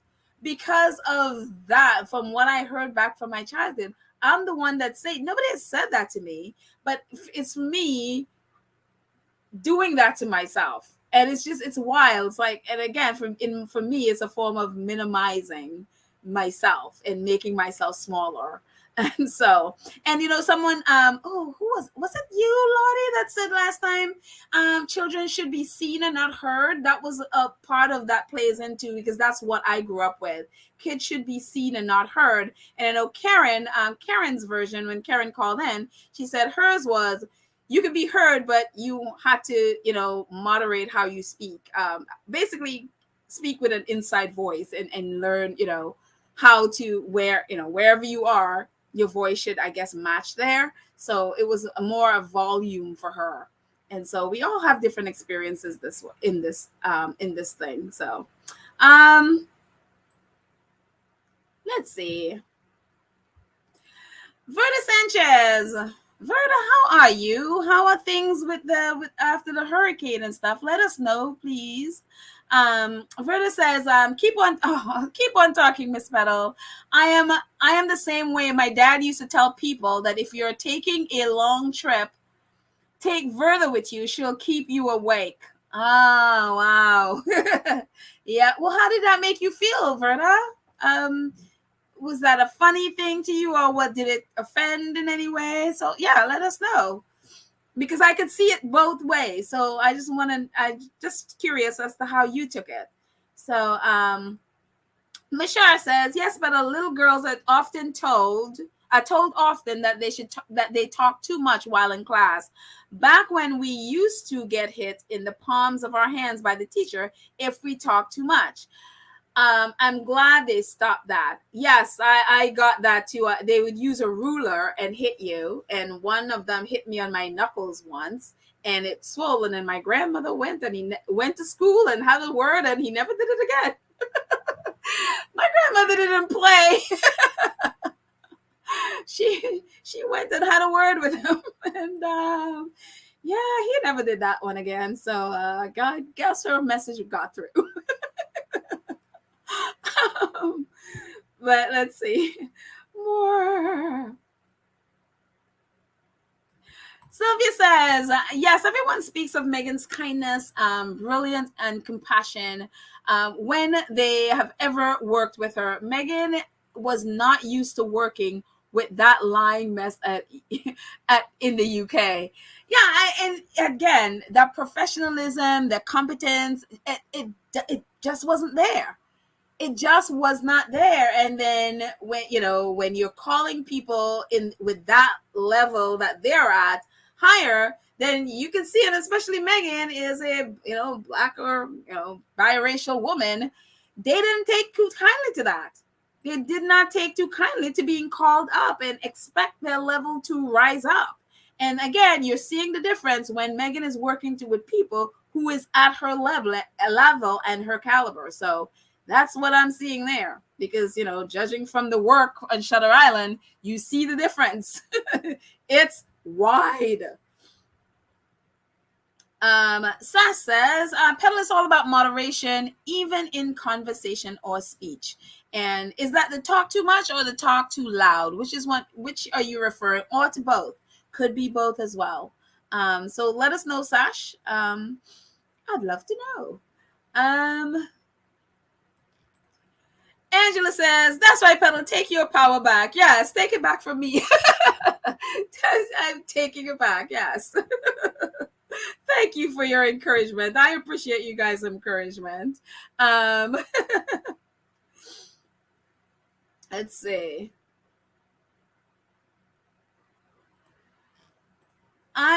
No, my mod sisters have Baron covered. Wait, Baron is on right now? Well, okay, I'm assuming Baron is on right now. So if you need to go to Baron, totally understand. We're just gonna be here for a couple more minutes, and then I'm gonna run off. So if you need to jump over to Baron, I totally just go ahead.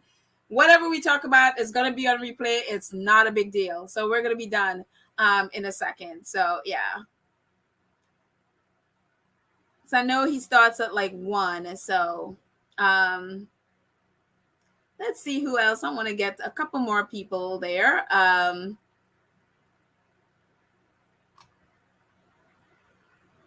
Let's see.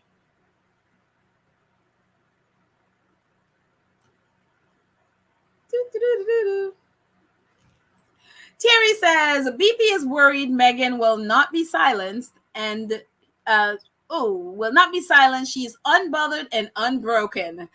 That's what they're worried about. That's what they're terrified about, because they did everything in their power. When you've done all the things that they've done to silence Meghan, and all of a sudden you realize Mama Girl just has a podcast, and millions of people around the world are listening to her and care what she has to say. That has to get you worried. That has to really make you be like, wait a minute.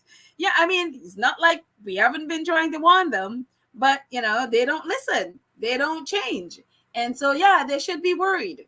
They should be worried sick. And as Scobie said, yes, they are worried, as to what is going to happen. Again, if they treated them with kindness and love and care, then they would have nothing to worry about. I only would be worried if I didn't do something, if I did something that would harm them.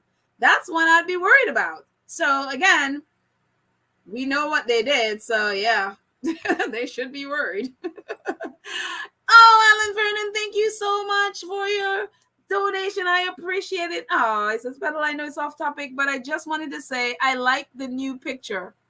Which picture? Oh, you mean Meghan's picture? I'm assuming you're talking about Meghan's picture, and I love it. I absolutely love that photo. Natural, beautiful. Hair is not perfect, and I love that imperfection. Her freckles are there, and she's just Meghan. No titles, no last name, no nothing. She is just Megan, and I love it. So yeah. Thank you so much, Alan. I appreciate your support. And oh wait, there was another one that I missed. Katie, Katie K. Let's see if I find it so I can share it. Oh, Katie, where are you? Where is it? Oh, thank you so much, Katie K. Thank you for your donation. I appreciate it. Thank you, thank you, thank you for your support and all of your support. Thank you, thank you, thank you. And I hope I didn't miss any. Mine could be a little bit slow. So yeah.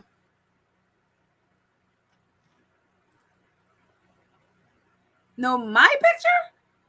Oh, wait, this is not new. Which picture are you talking to? Oh, are you trying to tell me I need to get that picture? I'm sorry, I didn't do the picture. I've been running away, okay? I'm not that brave yet. I'm trying to get up the nerve. I'm trying to get the courage up to take a new picture. I'm not there yet, so give me a minute. Oh gosh, that's so bad, Alan. I will take a new picture. I promise. Thank you for calling me out, though. I really need to get over the fear. So, thank you for calling me out. I appreciate it. You guys are funny. But I love it, though. I love people in my life who would just be like, Paddle, just, get on with it. So, Angela, you were washing your hair? That's all right, honey. Hope you're having up in your rollers and all that stuff. She's like, hi, Battle Boss, Sausage Squad. I'm sorry I'm joining late. I was washing my hair. I'm glad you have nice, clean hair, Angela. Hey.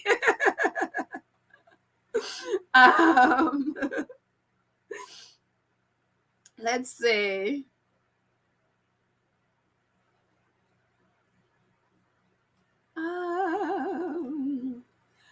Oh, Baron is at 1:30 today. Oh, okay.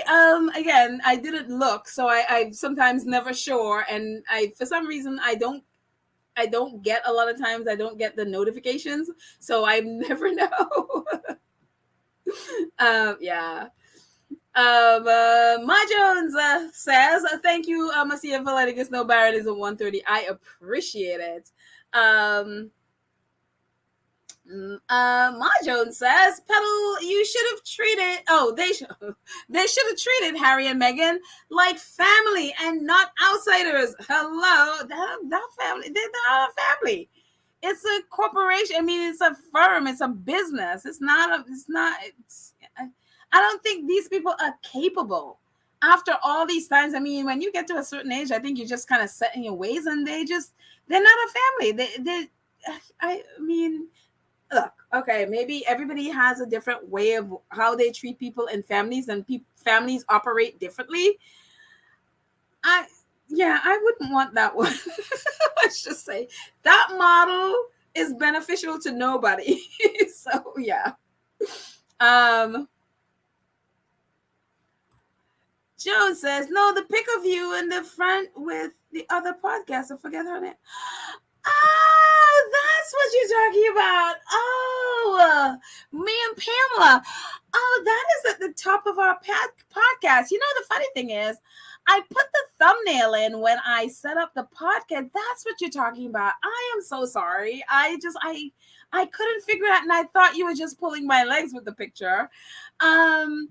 That is if you go on our website on the YouTube site, that is at the top. It's like the top of our page. But when I put in the thumbnail for this podcast, for some reason it didn't upload, and I didn't realize it didn't upload. And so just before I came on here, I went back in to fix some things, and I realized, like, oh, the thumbnail isn't there. And so that's what you're talking about. I'm so confused. So no, that is normally there. That is Pamela. Pamela is my co-host. She hasn't been here. She's been busy and doing her stuff. So maybe one day she'll come back when she's not busy, and she'll pop in to say hi. But until then, you got me. So there. Oh, Baron is here. Baron says, I'm not on. No, you're not. You're here with us. Hi, Baron, my friend. I am so happy you're here. We're just gabbing.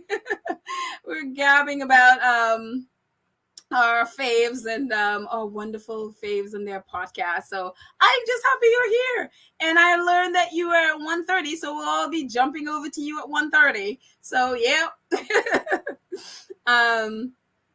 Let's see. Hagrid says, oh, she's talking to Joyce. That's why they're worried. Well, whatever Joyce says, I'm sure it's the truth.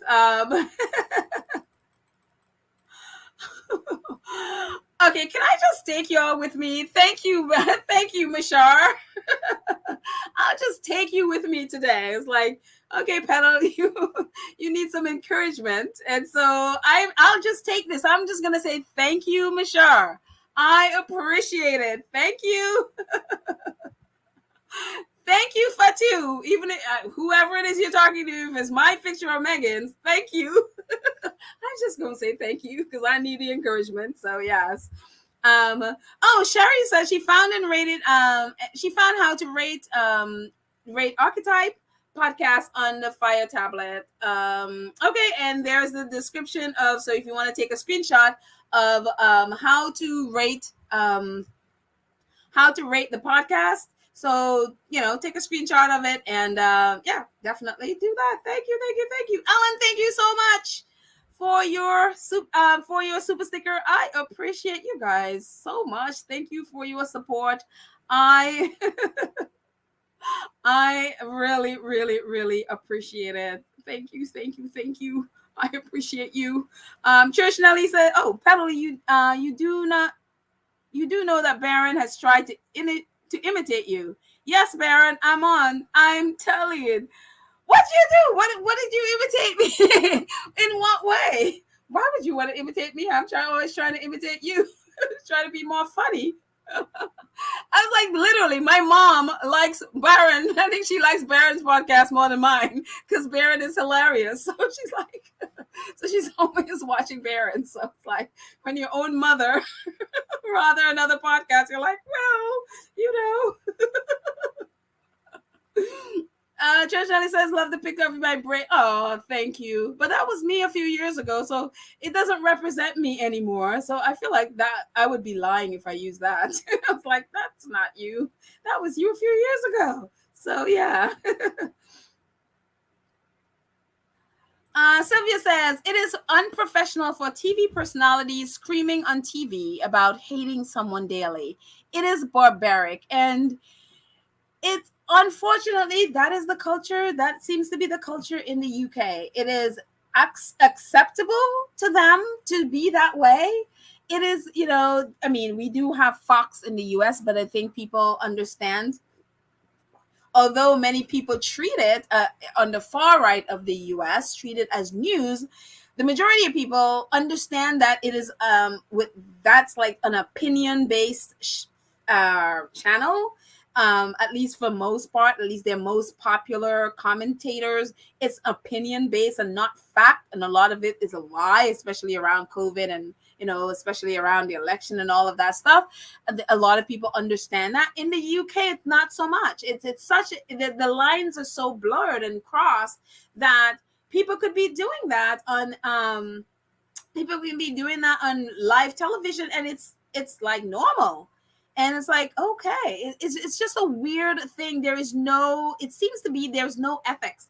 And then Ofcom is there, but they don't do anything because why? Ofcom is there because the media industry put them there. A lot of people who are on there are part of that industry. So it's like they don't regulate anything. They don't hold anybody accountable. And if they did, it's like a little pat on the wrist. So the press there can do just about anything. You could you could report them to Ofcom, but Ofcom wouldn't do anything.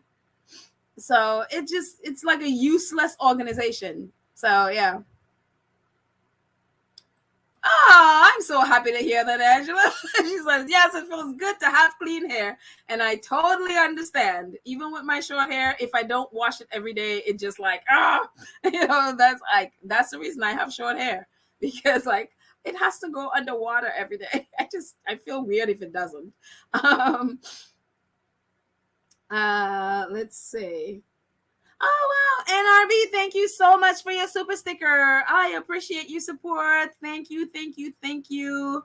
You guys, thank you so much. I appreciate your support and help in every way. Thank you, thank you, thank you. Let's see.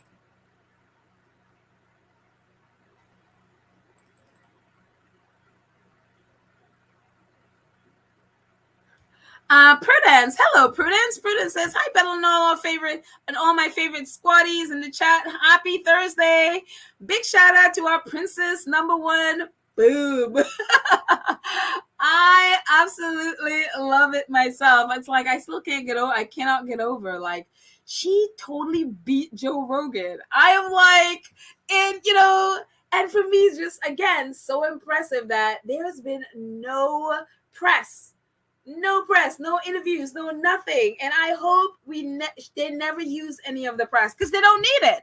They don't need it. If you can just do a Beyonce on us and I mean, hello, take down Joe Rogan, you can do anything. And so, that's why the press is going crazy because I'm like, we've lost control. We have no control anymore. So yes, Cookies and Cream says if the firm had any real business sense, they would have held on to Meghan instead of pushing her away.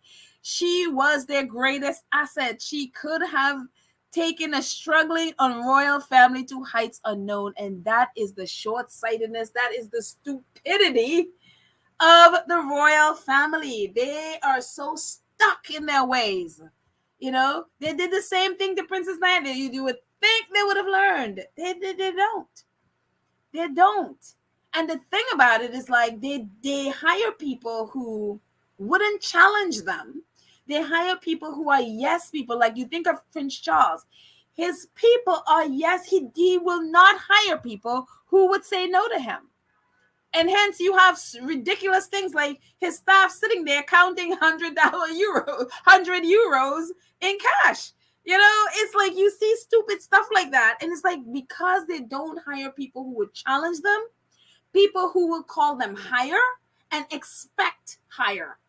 And that is the difference between them and Harry and Meghan. Meghan and Harry put themselves into situations where they are called higher. They're around. I mean, just look at the tour that Harry just went on, in Africa. Look at the people who he was hanging out with.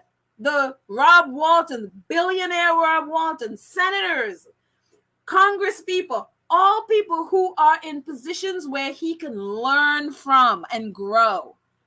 Why he works with BetterUp in situations where he has a coach, people he can learn from and grow. That is what the royal family have failed miserably at.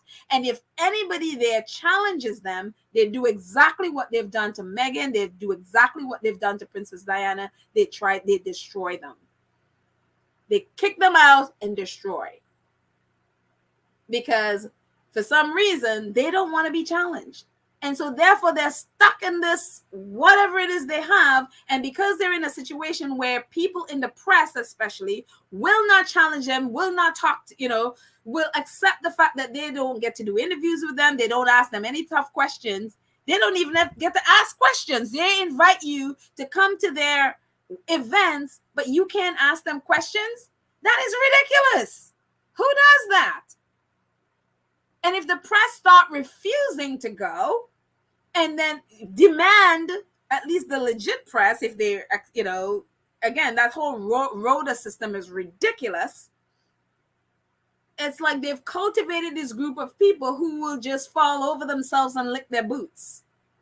But if real press, I mean, there's only probably like 2 or 3 real legitimate press in the UK, but if real press cover them and then people refuse to cover them unless they can go in there and ask tough questions and hold them accountable about things, you will see how quickly they will change.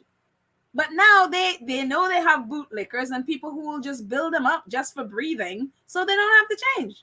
And this is how they've existed for this whole time. And it's unreal. So when somebody like Meghan comes in and questions stuff, it's like, oh no, no, no, no, no, honey, you have to go. You don't come in here and question us. You don't ask us questions. You don't expect bigger. You know what I mean? It's unreal. That's why they are where they are. Joy says the men in gray are running the show. What they wanted were people they hired. What they wanted were people they hired that they can control, just like the heirs and even the queen. So they hire people so the hirer people will be loyal and can control. I think I understand what you're kind of saying here. Yeah, they hire people that they can pretty much they hire people that they control, people that are loyal that they can control. Yeah, it's kind of like they hire royalists and people who would bow down to them, and it's just like, how you're never gonna grow, you're never gonna change. So it is what it is with them. Donna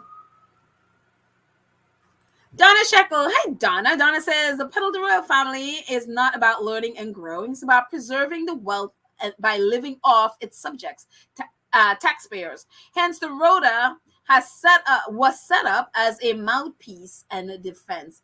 Very, very true. Very true. Because they're honestly they're not the press. They're not press. They are literally sycophants there to write about them and to big them up, and which we've seen. It's just I mean, I don't understand how people accept this nonsense. And the good thing is more and more people are questioning. More and more people are not happy. And, especially with this last move with Kate and William, more and more people are like, wait a minute, this is ridiculous. And the funny part is to see royal reporters, because they can no longer control Harry and Meghan and they don't have a narrative there. They are now they're more and more getting more disgruntled with the Cambridges, especially with this, acquiring a fourth house, which is technically 4 properties and 5 homes that they have, because there are 2 homes on this property. So, yeah. So hopefully more and more people, as they realize they have no say with the Sussexes, they will turn and start reporting. Probably, maybe, or at least the so-called legit press will start reporting facts on what's going on in the royal family. At least we can count on Scobie. Scobie's doing it, so maybe more will follow. So, Sash says the British honor royal family mafia clan didn't want to acknowledge brilliance and power of Meghan because they don't nor can compare nor measure up to her stature. They vetted her. I don't know what KN means. They vetted her and KN. But yeah, I will always go back to when Meghan guest edited Vogue, and it's like the silence. Nobody said a word to her. Nobody congratulated her. Nothing. And to see what they're doing now with, Camilla guest editing some magazine she guest edited, and Kate taking a photo of her and whatever, to see how much they were getting big up. And when Meghan edited that incredible article of Vogue, the September issue, which became the largest selling in history, it won all these awards and all of that stuff, all she got was trashed in the press and silence from the royal family. And it's just like, yeah. They refuse to acknowledge it. They refuse to, acknowledge that she, one, is the smartest person in that family, and it's unreal. Let's see what else. Scrolling down.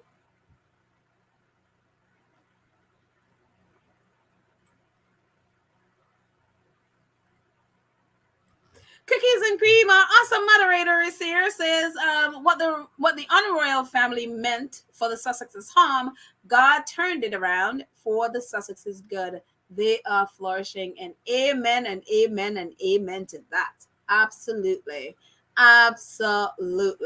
So it's, oh man, the hand of the Lord, man. Amazing.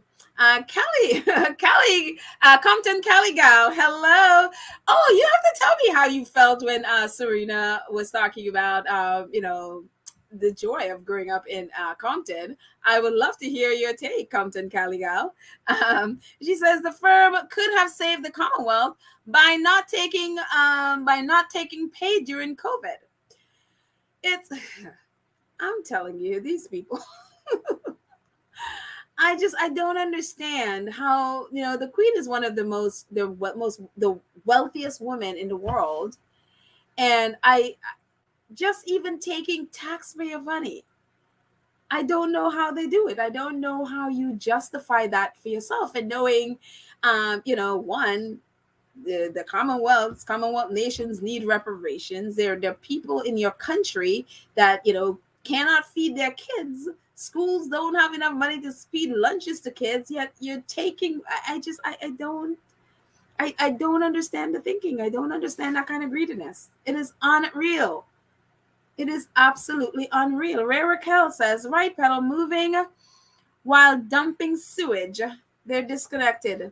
Yeah, I mean, we talked about the fact that sewage, yes, has been dumped into the sea in the UK, and we have yet to hear the environmentalists, the royal environmentalists, Prince Charles and Prince William, say a word. And again, they most likely won't, because the last time Prince Charles opened his mouth, we got all that taking cash in a bag stuff. The government has a lot of dirt on both of them, so if they say anything, and apparently I didn't realize it, that there was a vote in Parliament where they loosened the restrictions on companies dumping sewage into the sea. And one MP was saying, oh, no, it was only if there's an overflow, when there's like a flood or something. I'm like, well, it didn't help this time, because there was no flood or anything, and they're just pumping sewage, raw sewage into the sea. Nobody is doing anything. And I think the royal family, you would think the royal family, the Queen, Prince Charles, Prince William, the eco warriors would speak up. This is where you need to speak up for your people. This is where you need to, I don't care if I'm royal, you need to not do this. Say something. And they refuse. It's not to their benefit. But yet they will come and, have an Earthshot prize for and give away $5 million while spending $7 million. And we're like, oh, how did you spend? What did you do with the $7 million? And why is it you at 12 million and only your prize money is only 5? And what did you do with the 7 million that nobody is talking about? That's another issue. Anyways, one more before we jump over to Baron. Let's see. Lorna says the UK press must be wondering, who the hell is this woman? The more we put her down, the more she rises. Can't bury a seed. You can bury the seed, but understand that seed is going to grow and shoot out of the ground. Great way to end this. Thank you so much, Lorna. Yep, they have done everything to bury her, and look at her now, sprouting up, beautiful, growing, spreading her wings. The world is hearing her voice and believing her message, their worst nightmare.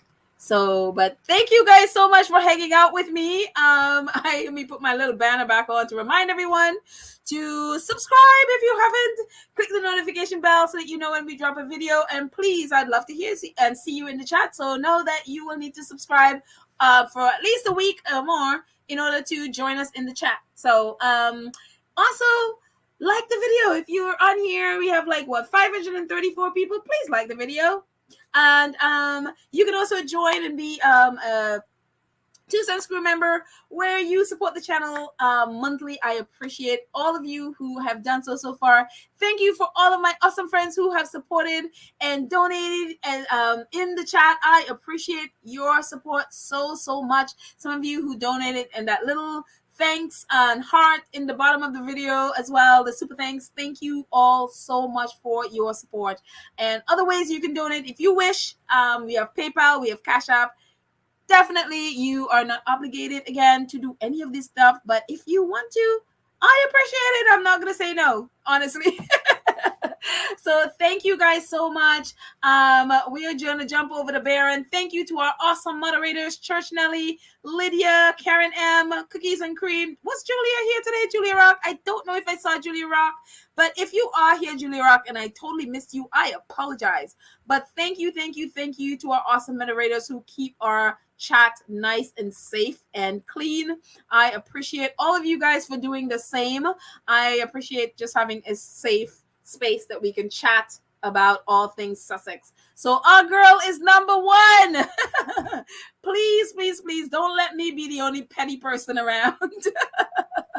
Let's go out and be petty together and just, let them know that we know that our girl is number one. So, but thank you guys.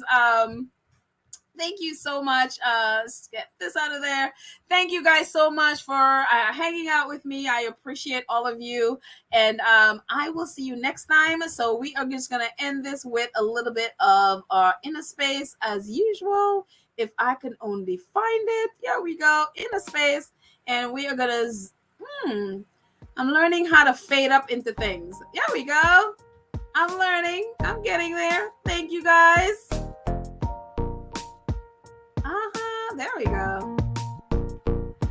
Have a great day, guys. Have a fantastic day. I will see you